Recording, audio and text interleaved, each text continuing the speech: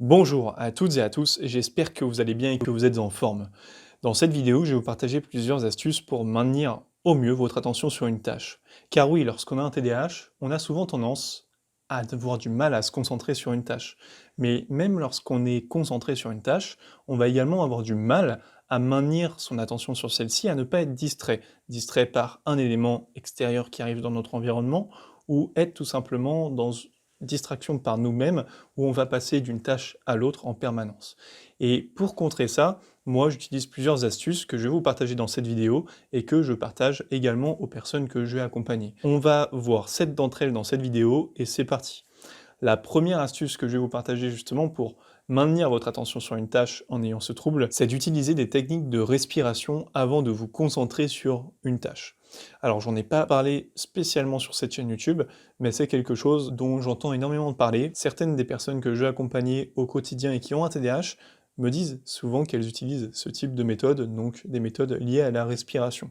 Faire un travail sur sa respiration, sur canaliser et séquencer correctement ces différentes respirations pour pouvoir maintenir notre attention ensuite sur une tâche. Et la seconde astuce que je vais vous partager, qui rejoint un petit peu l'astuce précédente, c'est de faire de la méditation. La méditation, j'en fais dans mon quotidien, j'en fais plusieurs fois par jour, le matin, tout le temps, et je vais également en faire soit en début d'après-midi, soit en fin d'après-midi, en fin de journée. C'est quelque chose qui me permet vraiment d'être plus concentré sur les tâches que je vais faire par la suite. Lorsque je vais faire de la méditation le matin, je vais vraiment ressentir certains bienfaits liés à cette méditation sur la suite de ma journée. Par exemple, je me sens apaisé et je sens que mon attention est pleinement bien, mise et orientée vers quelque chose de bien précis que j'ai choisi. Ce n'est pas quelque chose, mon attention ne va pas être prise et retenue par une pensée externe qui viendrait, hop, perturber un petit peu la machine.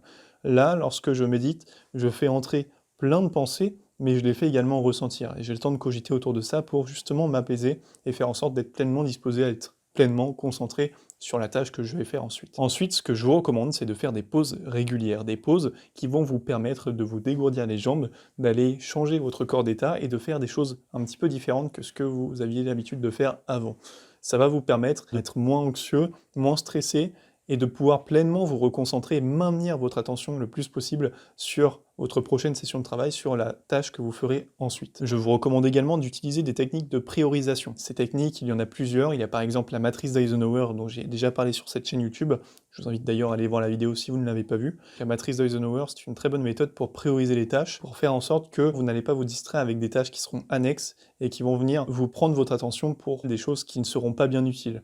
Donc, je vous invite à ordonner vraiment vos différentes tâches selon leur niveau d'importance et leur niveau d'urgence, ce qui va vous permettre de vous focaliser en premier sur les tâches qui sont vraiment importantes pour vous, ce qui va vous permettre de justement moins vous distraire avec des tâches qui ne le seraient pas, car vous allez savoir que les tâches qui vous viennent en tête et qui veulent vous distraire ne sont pas des tâches qui sont importantes. Et donc vous allez beaucoup plus rester concentré à terme sur les tâches qui seront importantes. Ensuite, ce que je vous recommande, c'est de ne pas hésiter à faire appel à des personnes qui vont vous accompagner, qui vont vous aider à mettre en place des astuces, mettre en place des choses dans votre quotidien qui vont vous permettre de maintenir votre attention sur une tâche, tout simplement.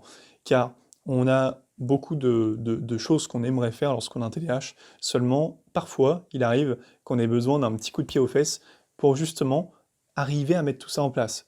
Et c'est cette pression qu'on va avoir lorsqu'on fait appel à une personne et qu'il y a une personne qui est derrière nous en train de nous pousser, qui va être bénéfique, qui va faire que vous allez davantage passer à l'action et davantage mettre en place les méthodes que je peux vous partager. Donc ça, c'est quelque chose que je vous recommande. Et bon, là, je prêche un peu pour ma paroisse, car c'est également ce que je propose sur l'éveil du TDAH. Ça peut être par plein d'autres personnes, il y a plein d'autres personnes qui le font, qui sont très très bien, et ça va vous permettre d'avoir vraiment quelqu'un qui va vous soutenir, qui va être une aide.